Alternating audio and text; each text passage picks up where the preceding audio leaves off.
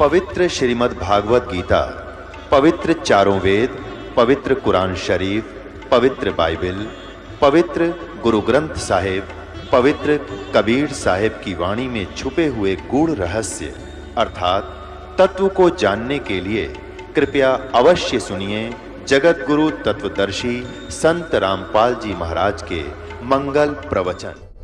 दर्शकों, सच्चे सद्गुरु का मार्गदर्शन न मिलने पर मनुष्य बुराइयों और कष्टों में फंसा रहता है। आज हम आपको एक ऐसी ही प्रेरणादायक कहानी सुनाने जा रहे हैं। मिलिए भिलाई छत्तीसगढ़ के खेमेंद्र साहू जी से, जो पहले दामाखेड़ा कबीर पंथ से जुड़े हुए थे, लेकिन फिर भी नशे की लत और आर्थिक तंगी से परेशान थे। परंतु ऐसा क्या हुआ जो इन्होंने दामाखेड़ा पंथ की भक्ति साधना को त्याग कर संत रामपाल जी महाराज से नाम दीक्षा ग्रहण की। आइए सुनते हैं खेमेंद्र साहू जी की अद्भुत कहानी उनके अपने शब्दों में। नमस्कार सर। नमस्कार सत साहिब। सर क्या नाम है आपका? मेरा नाम खेमेंद्र कुमार साहू है। मैं भिलाई छत्तीसगढ़ से जिला दुर्ग का निवासी हूँ। सर संत रामपाल जी महाराज से नाम दीक्षा आपने कब ली? मैंने परम संत रामपाल जी महाराज का नामदान 12 फरवरी 2013 को लिए है। सर संत रामपाल जी महाराज से नाम दीक्षा लेने से पहले क्या आप कोई भक्ति साधना भी करते थे? जी, हमारा जो परिवार है वो मतलब कबीरपंथी परिवार कहलाता है, और मेरे जो पूरे परिवार के लोग हैं वो दामाखेड़ा से जुड़े हुए हैं, जो प्रकाश मुनि भी जहाँ पे विराजमान है गद्दी में। और मैं खुद मेरा मतलब कान फुकवाया था, मतलब गुरु बनाया था।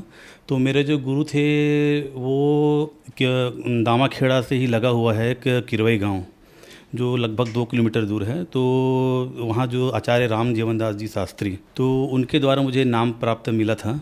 सर जैसे कि आपने बताया आपने बहुत सारे गुरु बनाए, तो फिर आप संत रामपाल जी महाराज की शरण में कैसे आए?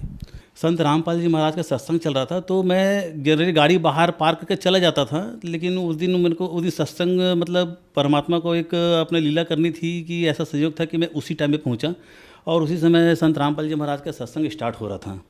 और वहीं पे मैं पहुंचा हूं, और मेरी दीदी ने बोला कि खेमेंद्र आ जा और देख, तो मतलब एक संत सत्संग बता रहे हैं और बोल रहे हैं कि परमात्मा जो है पूर्ण कबीर साहब हैं, और हम लोग कबीर पंथ में रहते अभी तक किसी भी गुरु के माध्यम से नहीं समझा कि कबीर साहब पूर्ण परमात्मा हैं। तो हमको बहुत अच्छा लगा सर, मतलब बहुत जान के अच्छा लगा कि जिसको पूरी जो कबीर पंथ जो भारत में कबीरपंथी जो है 20 करोड़ के आसपास हैं, और सभी लोग जो है अलग अलग पंथ से हैं, और सभी जो है सदगुरु बताते हैं, कोई संत बताते हैं, कोई फ़कीर बताते हैं, लेकिन ये एक ऐसे ही संत हैं जो कबीर को पूर्ण परमात्मा बता रहे हैं। तो हमें बहुत अच्छा लगा, बहुत आश्चर्य लगा, और मुझे उस ज्ञान को सुनने की रुचि हुई। तो इस प्रकार हमें मतलब संत रामपाल जी के द्वारा कबीर मतलब पंथ के बारे में मतलब विस्तार से जानकारी मतलब प्राप्त हुई सर। मैंने और मेरी जो दीदी जी हैं उन्होंने पुस्तक मंगवाया, पढ़ने के बाद हमने परमात्मा सदगुरु रामपाल जी महाराज के शरण में आए हैं। सर संत रामपाल जी महाराज की शरण में आने के बाद क्या आपको भी कोई लाभ प्राप्त हुए? सर पहला लाभ तो ये है कि हमारी आर्थिक स्थिति ठीक नहीं थी, और परमात्मा के शरण में आने से पहले मेरी नौकरी जा चुकी थी, और मैं पेशे से एडवोकेट हूँ सर। तो मैं एडवोकेट का अपना काम करते करते सर मैं लीगल मैनेजर के पोस्ट में था, और लीगल मैनेजर के पोस्ट में मैं इंडसइंड बैंक जो एक अच्छी प्राइवेट संस्था की बैंक है, उसमें मैं लीगल मैनेजर के पोस्ट में था, और पूरा छत्तीसगढ़ जो रीजन है इसका मैं यहाँ पे हेड था सर मैं।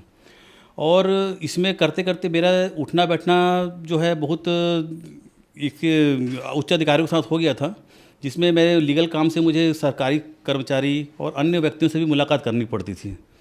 तो इसमें क्या हुआ सर कि कुछ मतलब ऐसा घटना घटा मेरे साथ कि मेरे उच्च अधिकारियों के साथ मेरा कुछ बहस हुआ और मेरी नौकरी चली गई।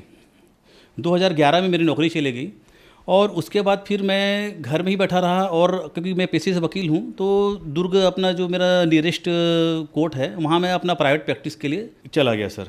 ऐसा करते करते सर मैं एक और प्राइवेट कंपनी में अपना नौकरी के लिए ट्राई करता रहा, और कई कंपनियों में अपना रिज्यूम दिया, लेकिन मेरा हुआ नहीं।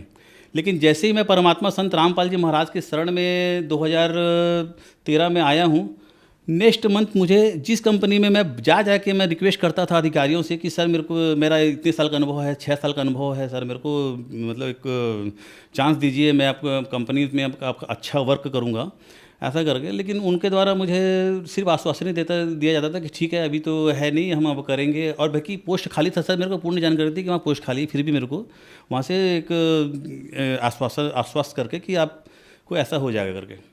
अब उसके बाद मुझे जैसे ही मैं यहाँ से गया हूँ नाम दीक्षा लेके, नेक्स्ट मंथ मुझे वही अधिकारी ने मेरे को कॉल किया, बोले कि साहू जी आप इंटरेस्टेड हैं क्या, हमारे यहाँ वैकेंसी है, आप अगर इंटरेस्टेड है तो कल के आके अपना फॉर्मेलिटी पूरी जो है पूरा कर लीजिए। तो मेरे को मतलब सबसे बड़ा लाभ मेरे को यही देखा कि अरे मतलब परमात्मा के शरण में जाते ही मतलब मेरे को देखो इतना बड़ा लाभ हो गया।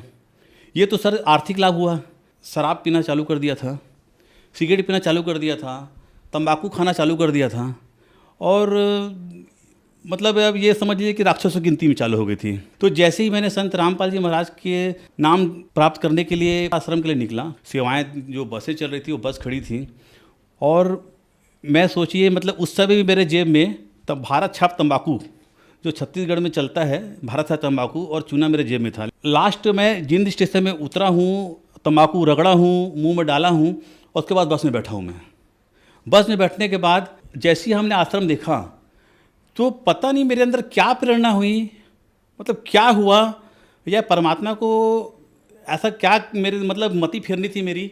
मैं ना कोई सोचा ना साचा, मैं तो मेरे जेब से मैं निकाला हूँ चोर पैकेट से डाल के मैं निकाला हूँ और तंबाकू और जो फेंका हूँ। उस दिन के बाद से भगत जी 2013 12 फरवरी के बाद से ना मैंने सिगरेट पिया, ना मैंने दारू पिया, ना मैं बियर पिया, ना मैं तंबाकू खाया। मतलब ये एक बहुत बड़ा चमत्कार। टॉयलेट जा रहा हूँ तो मेरे को तंबाकू चाहिए, कहीं जा रहा हूँ तो सिगरेट चाहिए, तो इस टाइप का मतलब हरकत हो गया था सर।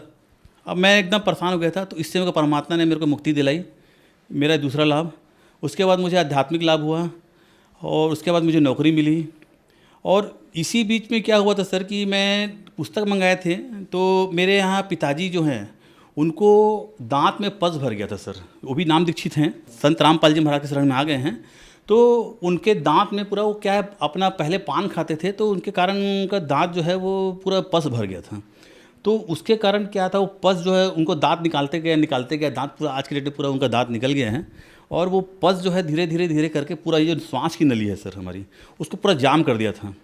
मतलब सर वो डॉक्टर ने उनको ये बोल दिया था, वो आईसीयू पहुंच गए। आईसीयू पहुंचने के बाद डॉक्टर ने उनको ये बोल दिया कि अभी इनको बचाना मुश्किल है। मैं उसी दिन शाम को अंबिकापुर हमारी इंडस्ट्रियल बैंक में था, मैं उससे मीटिंग थी हमारी।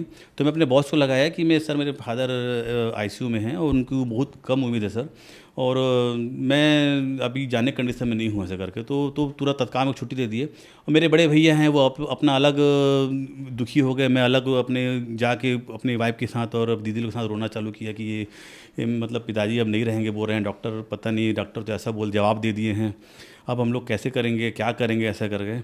तो पता नहीं भगत जी सर, मैं इतना मतलब क्या हुआ कि हम लोग फिर प्रेरणा हुआ, क्या हुआ, मेरे यहाँ ज्ञान गंगा पुस्तक रखी हुई थी। मैं उस समय किराए में पहुँच गया, किराए के मकान में रहते थे हम लोग अलग। उसको बाद मैं गया हूँ और पुस्तक को मैंने खोल के देखा, और घर में ही अपने घर में उस पुस्तक को खोल के देखा तो मेरे को नेक्स्ट डे खबर मिला कि आपके जो फादर हैं वो आईसीयू से बाहर आ गए हैं। ये मेरे को बहुत बड़ा लाभ मिला, मतलब परमात्मा ने हमको लाभ ही लाभ दिया है सर। और उसके बाद मेरी पत्नी जो है वो प्राइवेट में थी, उसी बीच हम लोग संत रामपाल जी शरण के में आए थे। तो उसी बीच मेरा छोटा बेटा मेरी वाइफ ने कंसीव किया था। तो उसके बाद हमने बोला कि हम तो शरण में नहीं आ सकते हैं, अब तो इतना लंबा सफ़र भिलाई से मतलब छत्तीसगढ़ से हरियाणा जाना, तो परमात्मा संत रामपाल जी महाराज के आश्रम में नहीं जा सकते। तो मैं एक बोला कि काम करना, तुम संत रामपाल जी महाराज से ना एक बार, सबको परमात्मा संत रामपाल जी महाराज सबको आशीर्वाद देते हुए चाहते हैं, और वो कुछ भी आपके मन में प्रश्न है तो वो सब पूरा प्रश्न पूछते हैं, सब चीज़ का आंसर देते थे उस समय। तो जब आशीर्वाद लेने के लाइन में खड़े थे तो मेरी पत्नी ने संत रामपाल जी महाराज से जिसे पूछा कि मालिक, मैं तो कंसीव कर ली हूँ, अब मैं तो नहीं आ सकती हूँ आपके शरण में, मैं कैसे करूँगी ऐसा करके। कोई बात नहीं बेटा, आप एरोप्लेन में आ जाना करके।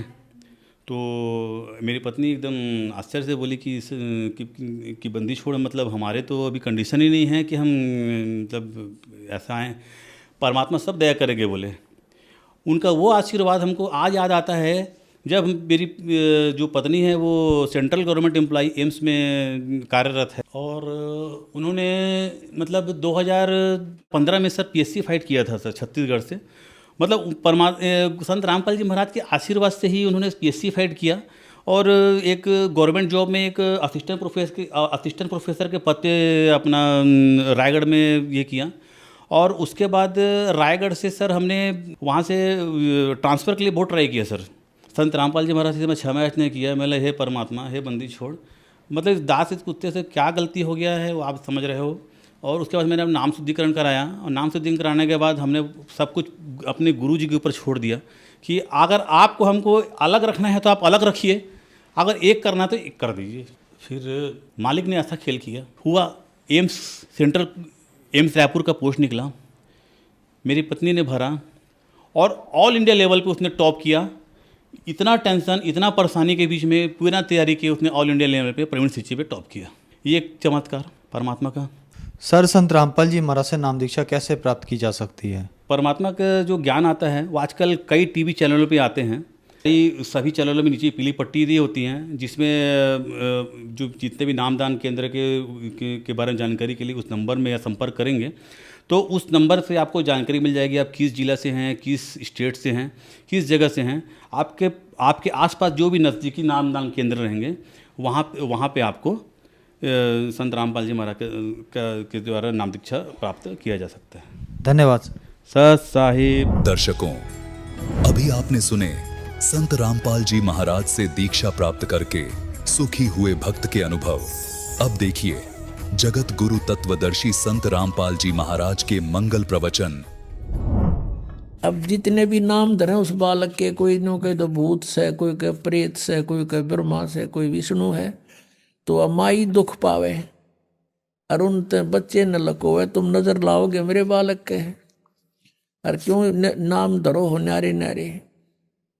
खलक मुल्क देखन गया वहाँ राजा प्रजारीत, जम्बू दीप जिहाने में वो उतरे शब्द अतीत। ये जम्बू द्वीप है भारतवर्ष, कहते यहाँ पर परमात्मा अवतरित हुए। फिर क्या हुआ? दुनी कह यू देव है, देव कहते हैं ईश, ईश कह ये पार ब्रह्म है, पूर्ण विश्व बीश।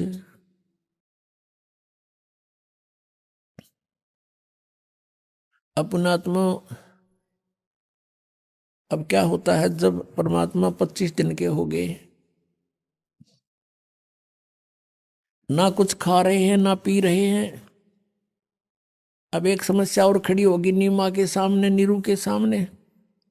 नीमा कहती है कि मैं, ये बालक मरेगा, ये भगवान साथ में मैं मरूंगी, ये बच्चा अब मरेगा, क्यों खाता पीता नहीं, 2 दिन ना खाओ, माता पिता ने भी अन्न खाना मुश्किल हो जाता है। बहुत बुरी तरह रो रही है और भगवान शंकर को याद कर रही है, क्योंकि वो शंकर के पुजारी थे, भले मुसलमान बन गए थे।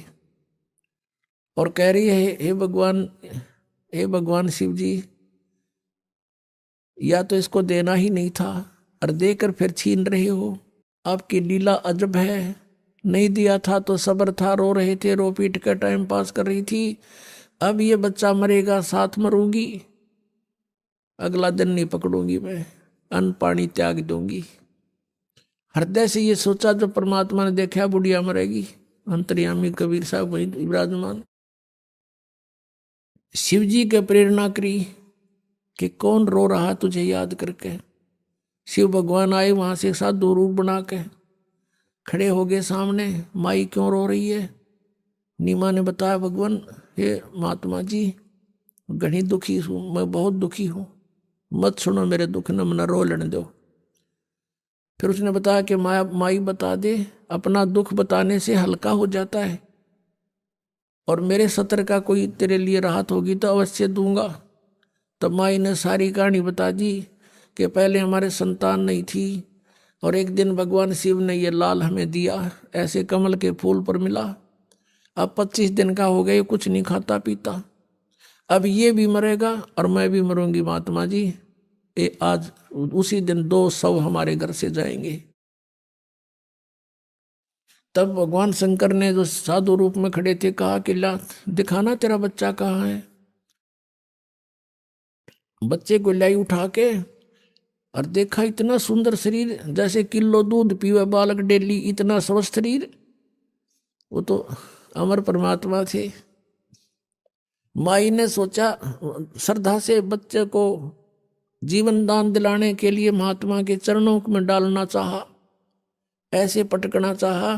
परमात्मा आकाश में उड़ गए, आकाश में ऊपर को उठ गए और शिव जी के सिर के लेवल में आकर स्थिर हो गए हवा में। तब भगवान शिव ने, साधु ने ऐसे हाथ किया, उसकी गोदी में आ गए।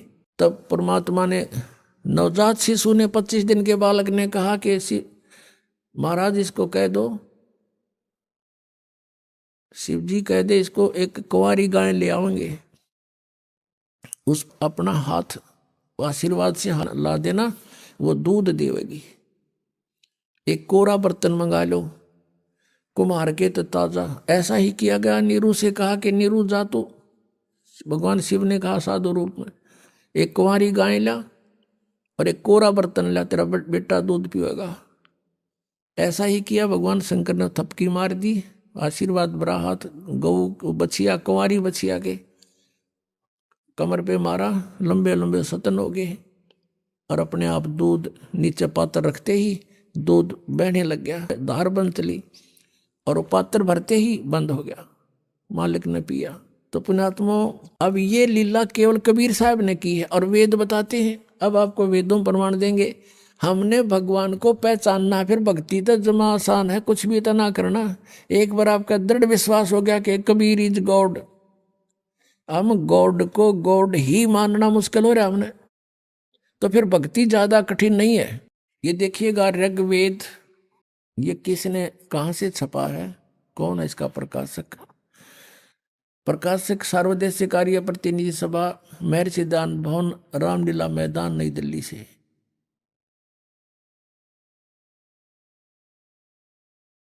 ये इसके मुद्रक हैं, Prince offset printers, 1510 Pataudi house, Daryaganj, नई दिल्ली से।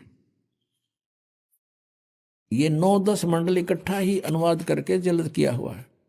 ऋग्वेद मंडल 9 और सूक्त 1 का प्रथम मंत्र में देखो, इसमें वेद के मूल पाठ में ऐसा ही है। और इन्होंने कहा कि हे सोम स्वभाव परमात्मन, यानी परमात्मा की महिमा चल रही है। इनकी गड़बड़ी जो थी, इन्होंने गलती की अनुवादकर्ताओं ने कि भगवान निराकार है, इसलिए कहीं अर्थों के अनर्थ करना चाहा। उसको सिद्ध करने के लिए यहां से दिखा रहा है दास। अब 2 नंबर मंत्र में हे परमात्मन आप, भगवान की महिमा चल रही है।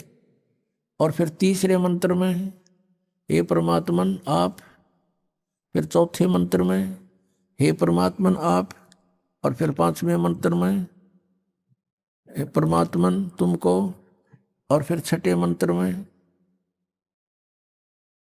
हे परमात्मन। अब 7वां में याद आ गई इनके, दानन तो निराकार बताया करता, अगर तन लिखा है इसका, उसमें लिख दिया उस पुरुष को, या ना लिखना उस परमात्मा को। और फिर 8वें में देखो, यह लिख दिया उस पुरुष को, यहाँ लिखना था उस परमात्मा को, परमेश्वर को। अब ये भी कंसेप्ट क्लियर करते हैं। अब वर्तमान के अंदर इन वेदों की ठेकेदारी इन आर्य समाजियां ले रखी है और महर्षि दयानंद को ये महाविद्वान मानते हैं। अब वेदों का अनुवाद इन्होंने कर रखा है। अगर दास करे तो ये न्यू कहते हैं कि रामपाल ने संस्कृत ना आती, ये सारी झूठ बोलता है। ये तो महर्षि तो विद्वान था, है ये आचार्य विद्वान है, वो संस्कृत जानते थे, उनका अनुवाद सही है। अब दास पर कृपा करी परमात्मा ने कि इनकी बुद्धि फेर दी जब अनुवाद करें थे, फिर भी ये सच को छुपा नहीं सके कहीं ना कहीं, क्योंकि चोर चुरावे तुमबड़ी गाड्डे पानी में, वो गाड्डे हुआ ऊपर आवे न सच्चाई छनी ना। अब दयानंद के शब्दों में दिखाते पुरुष माने क्या होता है। देखिए ये एक पुस्तक है महर्षि दयानंद सरस्वती कृत, ऋग्वेद आदि भाष्य भूमिका, इसका नाम है इतना, ऋग्वेद नहीं है यो, ऋग्वेद आदि भाष्य भूमिका इस पुस्तक का नाम है। और ये यहाँ से प्रकाशित है, सर्वदेशीय कार्य प्रतिनिधि सभा, महर्षि दानंद भवन 3/5 आसफ अली रोड नई दिल्ली। अब इसके 125 पृष्ठ पर आपको दिखाते हैं। ये है 125 पृष्ठ, यह सृष्टि विद्या विषय संक्षेप। अच्छा, इसमें यहां ये कोई अनुवाद करना चाहा इसने, भाषार्थ कर रहे हैं कि पुरुष माने यत पुरुष, ये संस्कृत है। पुरुष उसको कहते हैं कि जो सर्वशक्तिमान ईश्वर कहता है। अंडरस्टूड हो गया? पुरुष माने परमेश्वर, सर्वशक्तिमान प्रभु, पुरुष उसको कहते हैं इसके ही शब्दों में। अब हम फिर आते हैं ऋग्वेद के उसी मंडल में, ऋग्वेद मंडल नंबर 9 सूक्त नंबर 1 मंत्र नंबर अब 8 और 9 में यहां इन्होंने पुरुष लिख दिया, तो पुरुष का अर्थ परमेश्वर ही होता है। देखिएगा, ये ऋग्वेद हम फिर पढ़ रहे हैं, वही जो अभी आपको दिखाया था थोड़ी देर पहले, ये वही मंडल है। ऋग्वेद मंडल नंबर 9 और सूक्त नंबर 1। अब मंत्र नंबर 6 तक तो इन्हें लिख दिया परमात्मा, और आगे इन सोचिए तो बात बिगड़े, पहले शुरू कर दिया उस पुरुष को, उस परमेश्वर को ये करना था। यहाँ देखो 8वें में, उस पुरुष को उग्र गतियां प्रेरणा करती हैं और भासमान शरीर को यानी बहुत सुंदर तेजोमय शरीर को वह पुरुष यानी वह परमात्मा, जैसा दान दापे बता रहा, पुरुष माने परमेश्वर, वह परमात्मा प्राप्त होता है। तो निराकार कहाँ रहा भगवान? ये निराकार कहा करते, यहाँ देखिएगा। और फिर ये भी निर्णय दिया है इसमें, शरीर धारण करता है और जिसमें 3 प्रकार से दूसरों का वारण करने वाला मधुमेह शरीर मिलता है। अब यहाँ देखिए 9वां ऋग्वेद मंडल नंबर 9 सूक्त नंबर 1 मंत्र नंबर 9 में ये मूल पाठ में शिशु नाम है, शिशुम यानी शिशु, बालक रूप। अभी अदन्या, अभी इमम अदन्या, यहाँ से पढ़ते हैं उस सोम स्वभाव वाले श्रद्धालु पुरुष को, सोम माने पुरुष माने परमात्मा को, उस अमर पुरुष को, शिशु जो शिशु रूप धारण करके प्रकट होता है। अभी अदन्या माने बिना दनाई, यानी कभी ब्याई ना हो, यानी उसने टच भी ना करी हो सांड ने बैल ने। तो यहाँ कहते हैं अभी अधन्या यानी पूर्ण रूप से बिना धनाई, अभी माने सब प्रकार से पूर्ण रूपेण, अधन्या माने यानी कंवारी। अभी अधन्या का अर्थ समझो कंवारी, देनव माने गौवें, कंवारी गौयों से उसकी तृप्ति करती हैं। भावार्थ है कि परमात्मा जब शिशु रूप धारण करके प्रकट होता है, उसके पालन की लीला, परिवर्ष की लीला कंवारी गौओं से होती है। अंडरस्टूड? इतना ही काफी है। अपने आत्माओं, ये तो वेदों में लिखा है, वेद तो बहुत पुरातन ग्रंथ माने जाते हैं, और परमात्मा ने ये लीला 600 वर्ष पहले की, और प्रत्येक युग में ऐसे ही करते हुए, इसलिए उनको नारायण कहते हैं कि नार माने जल, आयन माने वहाँ विराजमान होने वाला, और भगवान सारे अन्न पानी में रहेगा। कोई नो का तो नारायण है जल में रहता नहीं, वो यहाँ जब आता है एक सरोवर में कमल के फूल के ऊपर, उस जल के ऊपर विराजमान होता है, इसलिए वो नारायण, ये है वो नारायण कबीर साहब। अब ये 600 वर्ष पहले जो लीला हुई थी और लिपिबद्ध की थी धर्मदास साहब जी ने, वो कबीर सागर नाम है उसका, मालिक की लीलाओं का, उनकी वार्ता का। अब कबीर सागर में प्रमाणित करते हैं कि ये लीला भगवान ने खुद देखी थी आके। इन सभी सदग्रंथों से हमने भगवान परमात्मा को पहचानना है, और फिर भक्ति करेंगे डट के, फिर निसंशय होकर के भक्ति किया करेंगे। ये थोड़े से दिन की बात है, पूरे विश्व में ये बात आप पर सेट हो जाएगी कि सचमुच परमात्मा एक ही है, हम एक पिता की संतान हैं। पूरी पृथ्वी पर हम एक ही प्राणी हैं, एक ही पिता की संतान है। और मोक्ष सभी को चाहिए, यहाँ से छुटकारा सबको चाहिए। तो सबको यही साधना करनी पड़ेगी और कोई विश्व में विकल्प नहीं रहेगा, क्योंकि ज्ञान से जानकारी होती है हमारे को। अब ज्ञान ऐसा निर्मल हो गया, इसमें संशय नहीं रहा कि हु इज गॉड, कौन है वो परमात्मा। Kabir is God. ये देखो, ये कबीर सागर है, खेमरा श्री कृष्ण दास प्रकाशन बंबई से। ये कबीर पंथी का ही कबीर सागर ज्ञान सागर प्रथम खंड, कबीर पंथी भारत पथिक स्वामी युगलानंद बिहारी द्वारा पुरस्कृत, इसके द्वारा संशोधित। मुद्रक एवं प्रकाशक हैं खेमरा श्री कृष्ण दास, अध्यक्ष श्री वेंकटेश्वर प्रेस, खेमरा श्री कृष्ण दास मार्ग बंबई। अब इसके इस ज्ञान सागर में, ये ज्ञान सागर है और पृष्ठ नंबर 74 पे है। ये पृष्ठ है इनका 74 पे। अब यहां लिखा है, सुन जुल्हा मन भयो आनंदा, जिमी चकोर पायो निशी चंदा, ले सुत चले हर्ष मन कीन्या, तासो पुन अस बोल ही दीन्या।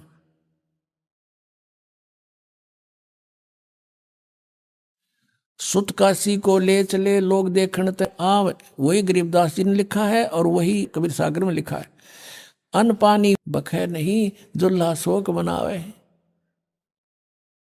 तब जुल्हा मन कीन तिवाना, रामानंद सो कही उत्पाना, मैं सुत पायो बड़ गुणवंता, कारण कौन बखे नहीं संता, रामानंद ध्यान तब धारा, जुल्हा सो तब वचन उचारा, पूर्व जन्म में ते ब्राह्मण जाति, और हरि सेवा किन्नी सी बलभाती, कुछ तुम सेवा हर की चूका, ताते भयो जुल्हा का रूपा, प्रीति प्रभु गही तोर लीनी, ताते उद्धान में सुत तो दीना।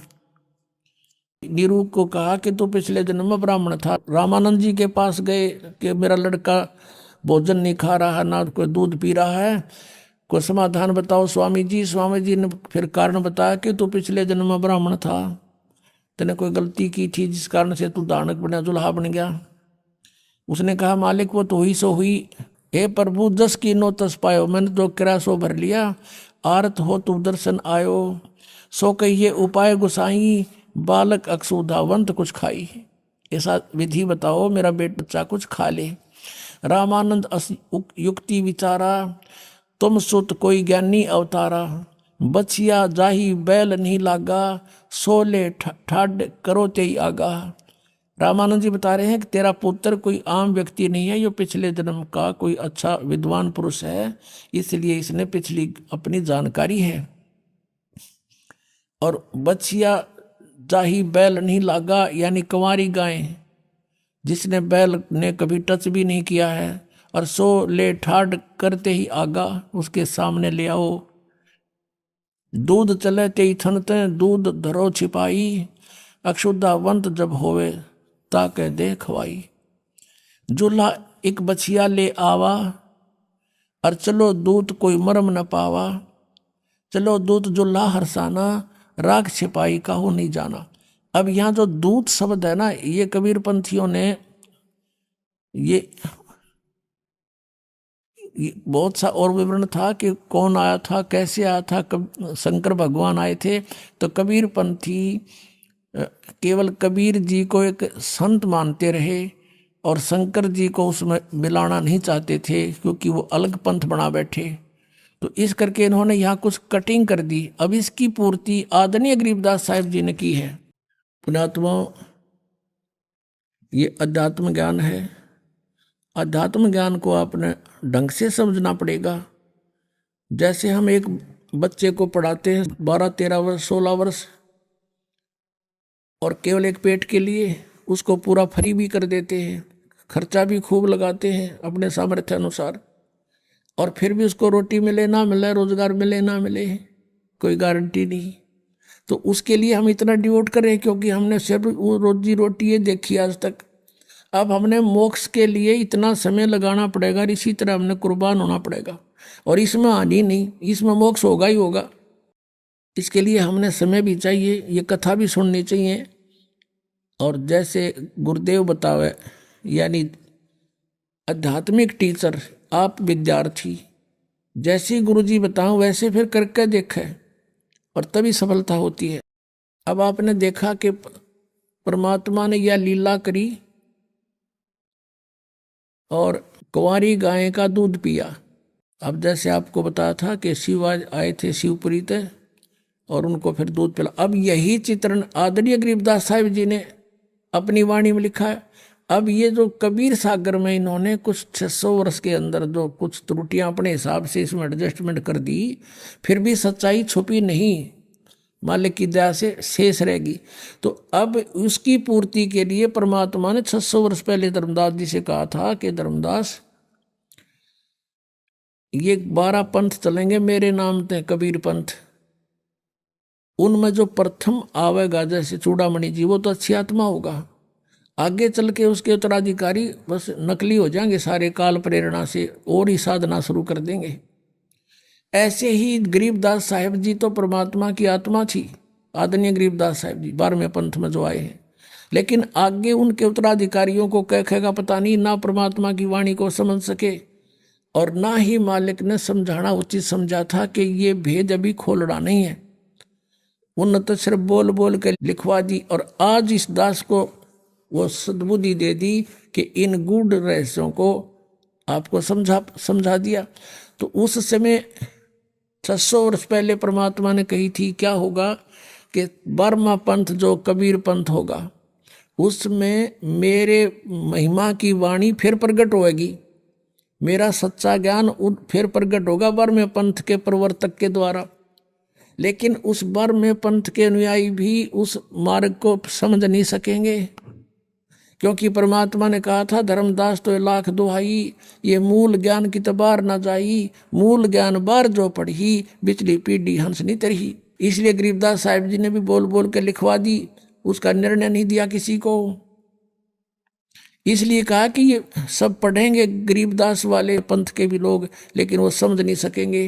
असंग जन्म सतलोक नहीं जा सकते, उनमें अभिमान हो जाएगा कि हम गरीबदास अनुयायी हैं, हमारे वो ग्रंथ हमने अच्छी तरह आता है, उनको कक्का नहीं पता ये दास उसमें रह क्या है। अब ये प्रमाण भी कबीर सागर से देंगे आपको। ये कबीर सागर है जो अभी आपको दिखाया था, और खेमरा श्री कृष्ण दास प्रकाशन बंबई से, मुद्रक एवं प्रकाशक हैं खेमरा श्री कृष्ण दास, अध्यक्ष श्री वेंकटेश्वर प्रेस, खेमरा श्री कृष्ण दास मार्ग बंबई से। ज्ञान सागर, इसका अनुवादक भी कबीर पंथी है, इसका जो संशोधक है कबीर पंथी भारत पथिक युगलानंद बिहारी द्वारा परीक्षित। मुद्रक एवं प्रकाशक हैं खेमरा श्री कृष्ण दास, ये आपको दिखाई दिया। ये कबीर वाणी है और प्रश्न नंबर ये 136 पे क्या बताया है, 12 पंथ चलो सो भेद। 12 पंथ जैसे चले कबीर परमात्मा ने 600 वर्ष पहले बताया कि 12 पंथ ऐसे होंगे। वो प्रथम 12 पंथ काल फुरमाना और भूले जीव न जावे ठिकाना। इन 12 पंथों में ये प्राणी कोई भी पार नहीं हो पाएगा। अब क्या बताया है कि 12 पंथ काल फुरमाना, इन 12 पंथों में काल का ही संदेश रहेगा।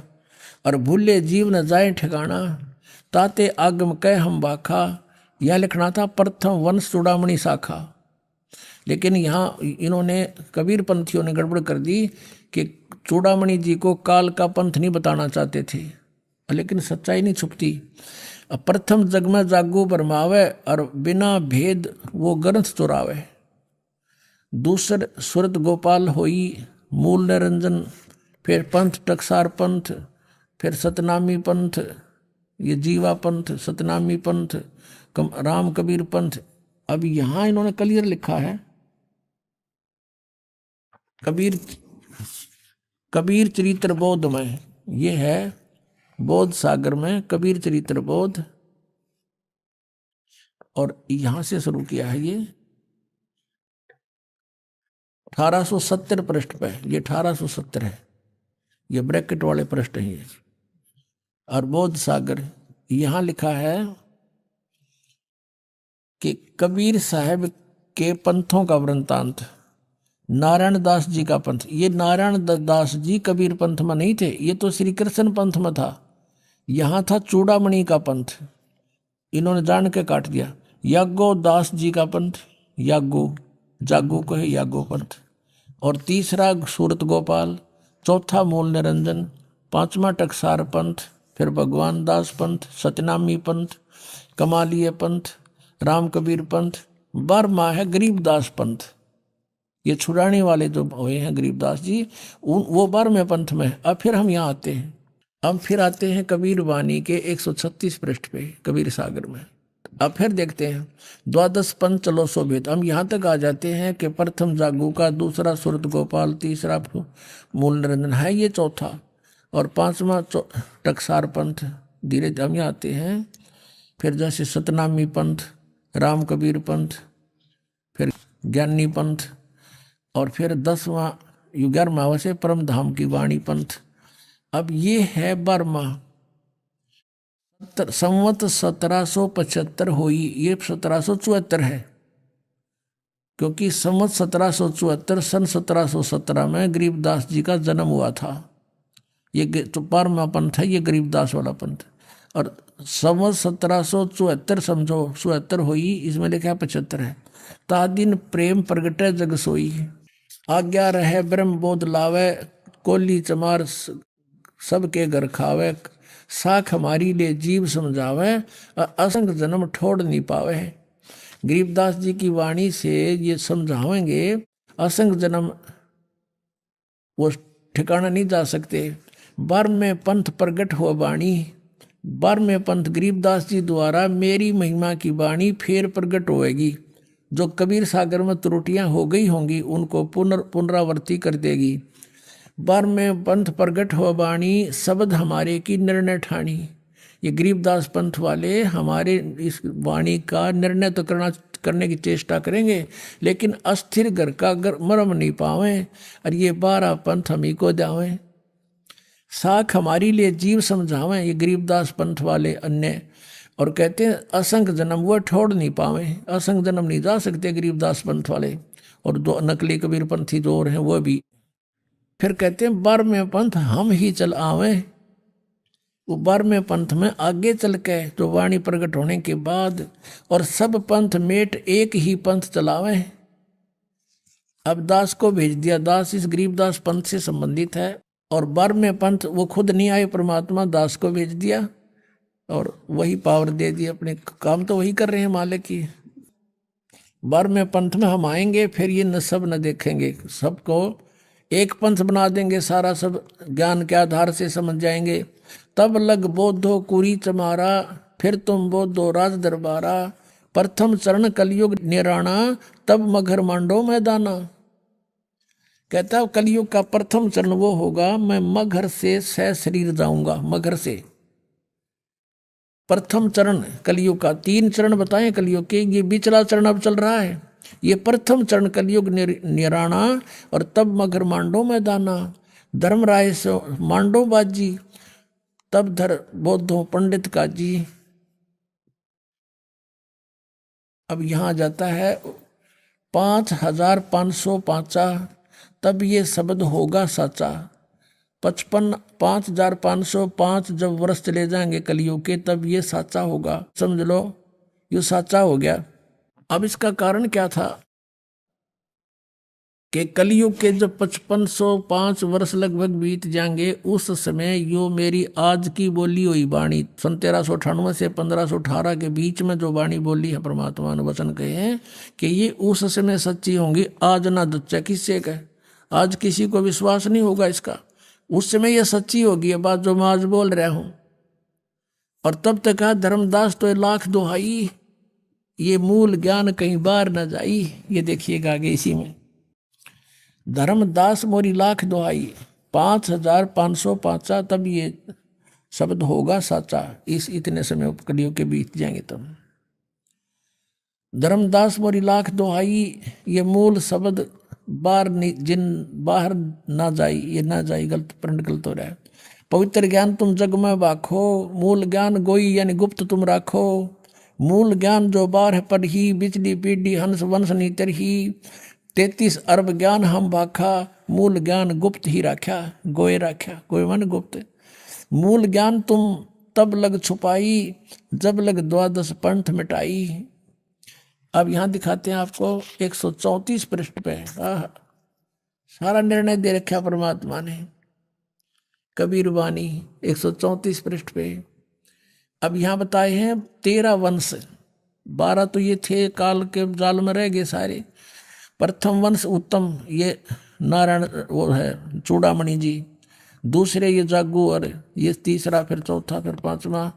अब यहाँ आ जाते हैं कि 12वें वंश 12वां गरीबदास वाला ही हो। 12वें वंश प्रगट हो उजियारा, यानी 12वें पंथ में मेरी महिमा की वाणी से मेरा फिर से उजियारा सा होगा, क्लियर नहीं होगी उनसे। और कहते हैं 13वें वंश मिटे सकल अंधियारा। ओए होए, 13वां वंश मेरा आवेगा दास, कहते सब अज्ञान हटाया जाएगा उसमें, सब मिटे सकल अंधियारा। और एती दगा काल समाई, और तत्बिंदु की टेक रह जाई। काल इतनी दगा करेगा फिर भी हमारे तत्व ज्ञान की टेक रह जाएगी, यानी उस समय तक इसको छुपा के रखना है। जो 13वां वंश इस दास की तरफ संकेत है, अंडरस्टूड है। 13वें वंश मिटे सकल अंधियारा, अब सब झंझट, ये सब अज्ञान हट जाएगा। नौमन सूत उरजिया, ऋषि रहे जख मारे, सतगुरु ऐसा सुलझा दे, उलझन दूजी बार। अब जो आपको प्रसंग दास सिद्ध करना चाहता था कि परमात्मा जब आता है वो ऐसी लीला करता है, और वो लीला किसने की है? कबीर परमेश्वर ने, जिसके वेद गुण गाते हैं। और परमात्मा ने कहा था वेद मेरा भेद है, पर मैं ना वेदन के माही, और जौन वेद से मैं मिलूं। ये वेद जानते नहीं, वेद मेरी महिमा का गुणगान कर रहे हैं, और ब्रह्म की उत्पत्ति मैंने की, और ये वेद मेरी महिमा ही बढ़ा रहे हैं। आपको और थोड़ा वेद दिखाते हैं। पुण्यात्मा, हमने परमात्मा को पहचानना है।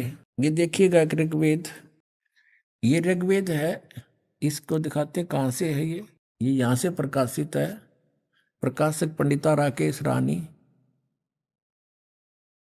और यहाँ से छपा प्रधान कार्यालय वेद मंदिर महात्मा वेद भिक्षु सेवाश्रम, लेखराम नगर, इब्राहिमपुर, मुखमेलपुर, दिल्ली, दानंद संस्थान।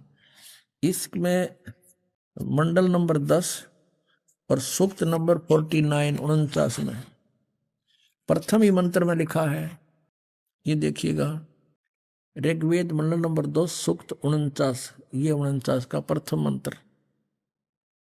इस प्रथम मंत्र में लिखा है, परमात्मा कहते हैं मैं स्तुति करने वाले को, जो सत साधना करते हैं उसको, सनातन ऐश्वर्य निवास योग लोक मोक्ष तथा ज्ञान प्रदान करता हूं। मैं स्तुति करने वाले को सनातन ऐश्वर्य, यानी जो सदा रहने वाला, कभी नाश ना हो, मोक्ष निवास योग्य लोक, यानी सतलोक, पूर्ण मोक्ष तथा ज्ञान प्रदान करता हूँ।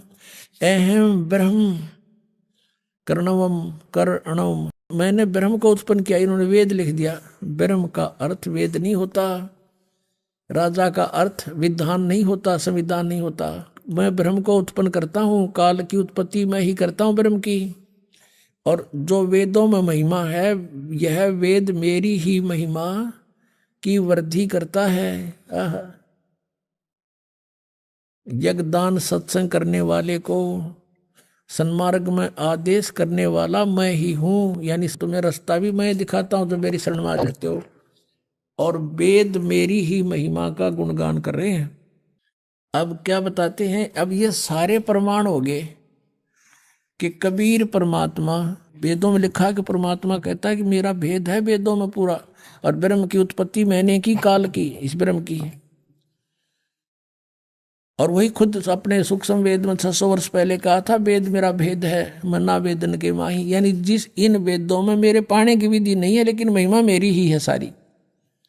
अब ये दास फिर उसी टॉपिक पर आता है कि आदरणीय गरीबदास साहिब जी की जो वाणी प्रकट हुई उन्होंने उसकी पूर्ति की है। कबीर सागर में भी छुपी नहीं रही बात कि वो कह रहे रामानंद जी ने कहा नहीं, ये दूत शब्द बीच में है। वो कहते उन्हें पता नहीं था वो कौन था, भगवान का भेजा हुआ कोई दूत आया था, वो बता गया कुंवारी गाय पर थपकी मार देगी। तो यहाँ कबीर सागर में लिखा है कि बछिया जाए बैल नहीं लागा, वो गाय लाओ जो अनटच हो, कुंवारी गाय हो। और यहाँ क्या कहते हैं गरीबदास जी, शिव उतरे शिवपुरी से अवगत बदन विनोदे, मैं के कमल खुशी बहे लिया ईस को गोदे। उस परमात्मा को गोदी में ले लिया भगवान शिव जी ने। और शिव उतरे शिवपुरी से चल कर आए और वहां बच्चे को गोद में लिया। नजर नजर से मिल गई किया ईस प्रणाम, धन मोमिन धन पूर्णा ये धन का सीनी काम। दोनों भगवानों की जब नजर नजर से मैं मिली तो शिव जी समझ गए ये कोई परम शक्ति है, बड़ा सिद्ध पुरुष है। इतनी नवीना ज्ञान है कि ये कौन थे। फिर जैसे परमात्मा ने आदेश दिया, कहा शंकर भगवान से कि ऐसे ऐसे इनको कहो कुंवारी गाय लावें और उसके ऊपर आप अपना हाथ रख देना। तो गरीबदास जी कहते अनब्यावर को दूहत है, दूध दिया तत्काले, पीवे बालक ब्रह्म गति ता शिव भय दयाल। तो इससे सिद्ध हो गया कि कबीर सागर बता रहे हैं, कबीर साहब की जो लीला पुरातन है। और फिर परमात्मा गरीबदास साहिब जी को मिले, अपनी महिमा अनुसार आते हैं, अच्छी आत्माओं को मिलते हैं, उनको ज्ञान देते हैं।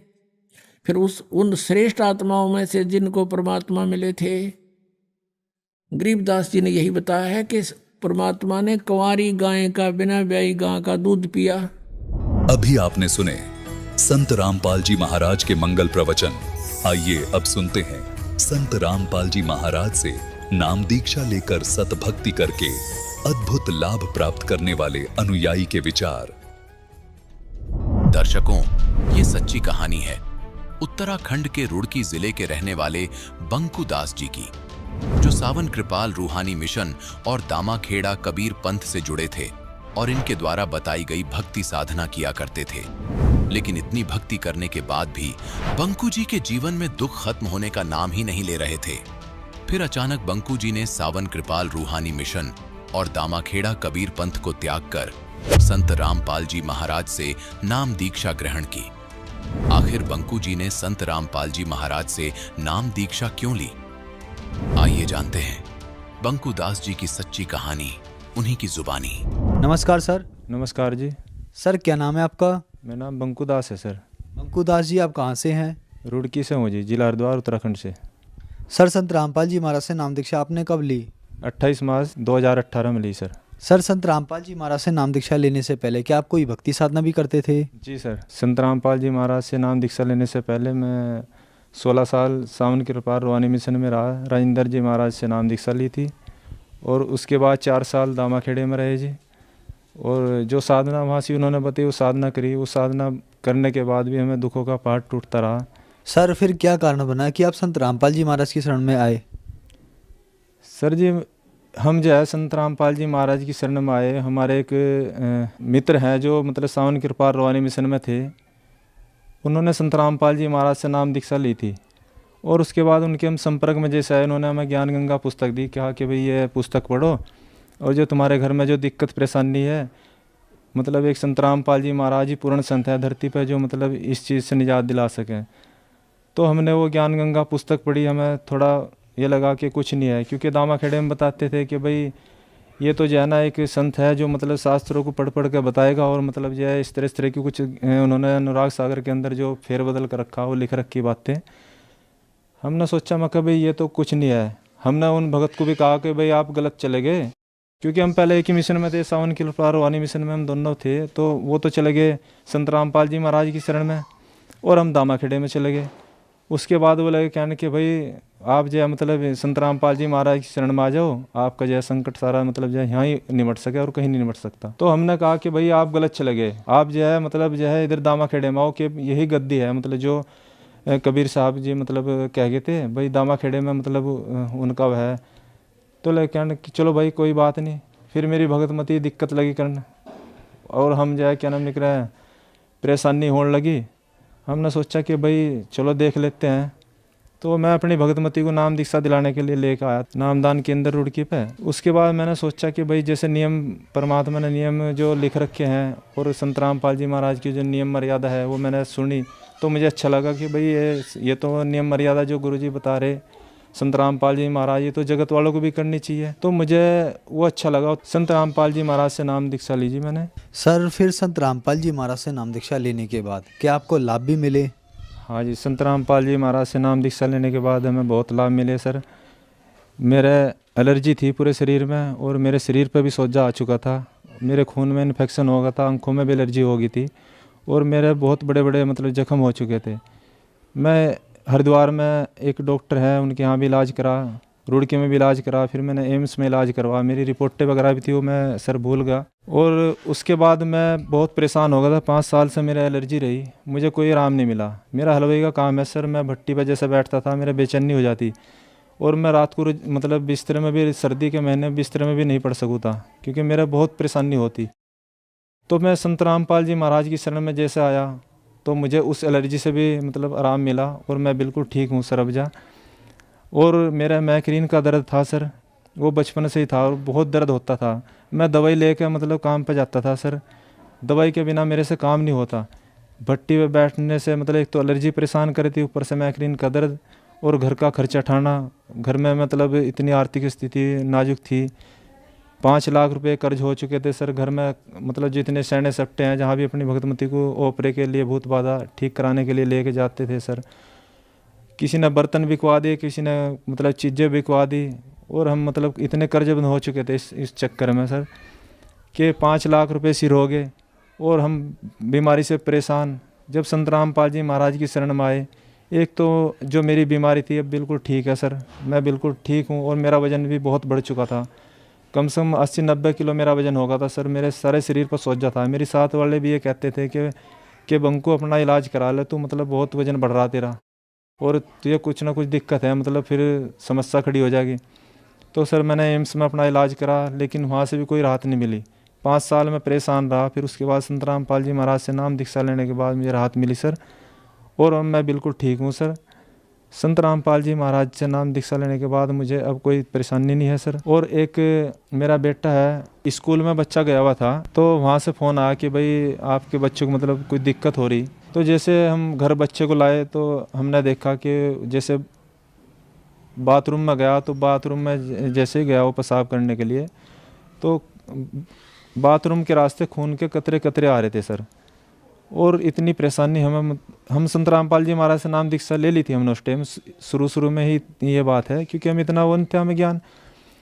तो हमने सोचा कि भाई चलो ये तो भाई जैसा है मतलब काटना पड़ेगा, दिखा लेते हैं डॉक्टर को। तो जब मैंने डॉक्टर साहब को दिखा, डॉक्टर साहब ने टेस्ट लिखे, हमने टेस्ट कराए डॉक्टर साहब के कहने पर, हेमंत डॉक्टर के यहाँ। तो उन डॉक्टर साहब ने जो टेस्ट करे हुए टेस्ट हमने फिर डॉक्टर को दिखाए तो उन्होंने कहा भाई ये किडनी है बच्चे की मतलब सिकुड़ रही है इन्फेक्शन के कारण, आपको इसका इलाज कराना पड़ेगा लंबा। मतलब ये कोई इलाज तो इसका है नहीं पर यह है कि फिर भी हम कोशिश करते हैं, मतलब जो भी हमारे से होगा हम इसका इलाज करेंगे। तो जी ये दिक्कत बढ़ती रही, कई महीने तक इलाज चला सर। और इलाज चलने के कारण फिर जो है मतलब हमारे पैसे भी काफ़ी लग गए। एक तो हमारी आर्थिक स्थिति बहुत कमज़ोर थी, हमारे पास पैसे की दिक्कत थी। तो हमने सोचा भाई क्यों ना हम परमात्मा से संत रामपाल जी महाराज से इसकी प्रार्थना लगाएं। तो हमने संत रामपाल जी महाराज से प्रार्थना लगाई। प्रार्थना लगाने के बाद वहाँ से आदेश आया कि भाई कल मतलब जो है आप इसका वो करना जो संत रामपाल जी महाराज के यहाँ से। तो परमात्मा के यहाँ प्रार्थना लगाने के बाद फिर मतलब जो है हमने इसका दिखाया, दोबारा टेस्ट कराए कुछ दिन के बाद। तो फिर दोबारा इसकी रिपोर्टें जो थी वो नॉर्मल आई सर। डॉक्टर ने कहा कि भाई कोई दिक्कत नहीं है, मतलब जो है ये मतलब नॉर्मल है और आपको मतलब जो है ताकत वगैरह की दवाई खा सकते हो। फिर हमने कोई दवाई नहीं ली सर उसकी। सर डॉक्टर ने ये बताया था कि ये ठीक नहीं होगा, ये किडनी इसकी मतलब ऐसे ही रहेगी। तो हम संत रामपाल जी महाराज की शरण में आए। जब संत रामपाल जी महाराज से हमने प्रार्थना लगाई, अब बच्चा बिल्कुल ठीक है सर, अब रिपोर्टें इसकी सब नॉर्मल हैं। और बच्चा बिल्कुल तंदुरुस्त है, स्कूल जाता है, मतलब कोई दिक्कत नहीं है, ना कोई दवाई खाता है सर। संत रामपाल जी महाराज से नाम दीक्षा लेने के बाद हमें बहुत सारे लाभ मिले सर। लाभ तो इतने हैं कि मैं बताऊं तो मतलब टाइम कम पड़ जाएगा, लेकिन लाभ नहीं बता पाऊंगा सर। लाभ बहुत हैं, परमात्मा शरण में आने के बाद बहुत लाभ मिले सर। सर ये आप इसकी रिपोर्ट देख सकते हो बच्चों की। मैंने ये 9 साल का मेरा बेटा है रोहित, और मैंने ये इसकी टेस्ट वगैरह जो कराए थे अभी ये सब नॉर्मल है सर। इसके ये डॉक्टर ने कहा था कि ये ठीक नहीं हो पाएगा, इसकी किडनी हमेशा ऐसी रहेगी, और इसकी किडनी सुकड़ी भी थी सर। अब बच्चा बिल्कुल नॉर्मल है, स्कूल जाता है, खेलता खाता है, बिल्कुल तंदुरुस्त है बच्चा, कोई दवाई नहीं खाता, ना कोई दिक्कत परेशानी। अब ये बिल्कुल ठीक है बच्चा। संत रामपाल जी महाराज ने हमें इतने लाभ दिए कि बच्चे को मतलब जो है बिल्कुल कोई दिक्कत नहीं है सर, और न कोई दवाई खाता है सर। ये आप देखते हो सर, ये देखो, ये बच्चे के टेस्ट वगैरह हैं जो सारण डॉक्टर के यहाँ से कराए गए हैं। सारण डॉक्टर के यहाँ इसका इलाज चला है, रुड़की में बच्चों का सबसे बड़ा डॉक्टर है सर। सर जी मैं कैटरिंग का काम करता हूँ, हलवाई काम। एक बार मैंने कैटरिंग पकड़ी थी 2.5 लाख में, और 1,10,000 रुपये मुझे दे के वो मतलब उन्होंने महीनों लगा दिया, पैसे दिए नहीं, पैसे को उनके पास बनाने। उसके पापा जी जो लड़की थी उन्होंने जो मुझे कैटरिंग दी थी, वो लड़की भी मतलब अपने शादी का जो बंदोबस्त है उसने खुद किया, और उसका भाई और उसका पापा दारू पीते थे, उनकी नाजुक स्थिति थी, पैसे का कोई बंदोबस्त नहीं हुआ, और मैं इतना परेशान होगा कि मेरा 1,40,000 रुपये फंस गए। मैं क्या करूं? मैंने किसी न किसी तरह वो कैटरिंग की थी, मेरा परमात्मा ने दया करी, वो कैटरिंग मेरे पास आई, लेकिन पैसे की व्यवस्था नहीं बनी। तो हमने संत रामपाल जी महाराज से प्रार्थना लगाई कि भाई परमात्मा जो करेंगे वो ठीक होगा। तो संत रामपाल जी महाराज से प्रार्थना लगाने के बाद हमने कहा कि हमारे 1,40,000 रुपये फंसे हुए हैं और मिल नहीं रहे। वो कह रहे कि भाई हमारे पास तो है नहीं, हम कहाँ से दें। तो जी वहाँ से आदेश आया कि भाई कल पता करना, परमात्मा दया करेंगे। तो भगत जी शाम के टाइम उनका फ़ोन आया कि भैया आप जो है 1 लाख अपने जितने 1,40,000 रुपये हैं अपने आपके ऑफिस से ले जाना, जिसने मुझे वो कैटरिंग दिलाई थी। सर मैं वहाँ गया 5 बजे करीब, वो मुझे 1,40,000 रुपये उन्होंने दिए। एक लाभ ये मिला सर मुझे। परमात्मा पल पल पर लाभ देते हैं, पल पल पर परमात्मा रक्षा करते हैं। आर्थिक स्थिति तो बहुत नाजुक थी सर, घर में मतलब खाने की भी दिक्कत थी। एक टाइम मतलब जो है आटा था, दूसरे टाइम नहीं था सर, और घर में बहुत परेशानी थी। हम कर्जबंद थे सर, हम दुनिया से कर्जा लेते थे, और जितना भी हमारे पास था मतलब बर्तन भांडे जो थे सब हमने बेच दिए थे। और परमात्मा संत रामपाल जी महाराज की शरण में आने के बाद हमने सर मतलब और जो भी किसी की दिक्कत परेशानी है, रिश्तेदारों को भी और भी कोई मतलब जो है मदद की हमने पैसे से। अब परमात्मा ने बहुत लाभ दिए है, अब कोई दिक्कत नहीं है। परमात्मा की शरण में आके हमें सब बिल्कुल ठीक है सर, और कोई परेशानी नहीं है। परमात्मा की शरण में आने के बाद हमें बहुत लाभ मिले, और परमात्मा ने बहुत दया की। सर संत रामपाल जी महाराज से नाम दीक्षा लेने के बाद आपको बहुत सारे लाभ मिले। संत रामपाल जी महाराज ने उजड़ा परिवार बसाया। सर जो श्रद्धालु आज आपको देख रहे हैं, बहुत सारे परिवार हैं जो दुखी हैं, उनके लिए आप क्या कहना चाहेंगे? सर दास की यही प्रार्थना है कि संत रामपाल जी महाराज पूर्ण परमात्मा कबीर देव भगवान का स्वरूप हैं, और धरती पाए हुए हैं, और हमें ज्ञान समझा रहे हैं। ज्ञान परमात्मा का पूरे संसार में फैला हुआ है। परमात्मा का ज्ञान सुनो। परमात्मा का जो आप प्रोग्राम देखोगे, परमात्मा शास्त्र अनुकूल साधना बताते हैं। संत रामपाल जी महाराज कहते हैं कि भाई जो साधना आप कर रहे हैं ये गलत है। साधना आप शास्त्र अनुसार साधना करोगे तो आपको लाभ मिलेंगे। तो परमात्मा की शरण में आए और अपना कल्याण कराए। आप सबसे, सब संसार वालों से, भाई बहनों से यही प्रार्थना है। संत रामपाल जी महाराज की शरण में कैसे आ सकते हैं? संत रामपाल जी महाराज की शरण में सर चैनल पे जैसे पीली पट्टी आती है, उस पर कुछ नंबर आते हैं परमात्मा के, संत रामपाल जी महाराज के आश्रम की तरफ से।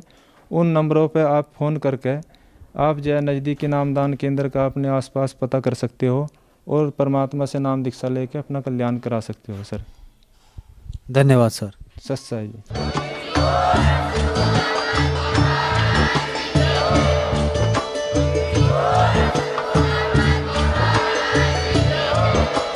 आप सुन रहे थे जगत गुरु तत्वदर्शी संत रामपाल जी महाराज जी के मंगल प्रवचन। अधिक जानकारी के लिए विजिट कीजिए हमारी वेबसाइट www.jagatgururampalji.org।